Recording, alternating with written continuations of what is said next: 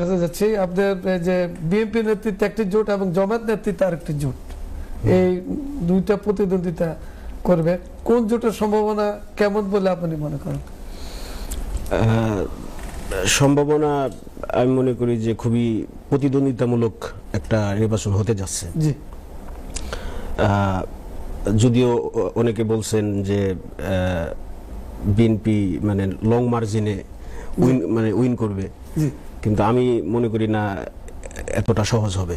যেটা তারেক রহমান ইংল্যান্ডে থাকতে বলে গেছেন যে আগামী ইলেকশন এতটা সহজ হবে না।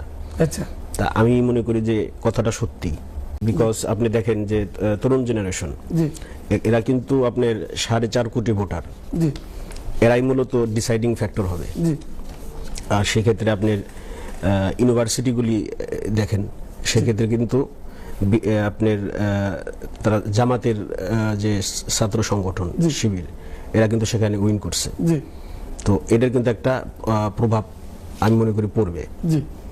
আর আরেকটা হলো যে আপনার যে গ্রামের যে সাধারণ মানুষ, সেখানে আবার একটা শ্রেণী আছে, সেখানে আবার কিন্তু বিএনপির জনপ্রিয়তাটা বেশি। তো এটা একটা ব্যালেন্স হয়ে যাবে।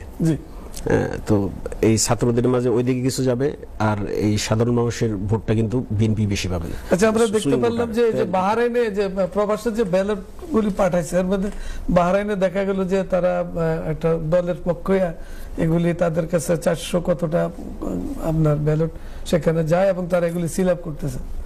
এখন এইটার ব্যাপারে আপনি কি আপনার নির্বাচনে প্রভাব পড়বে কিনা?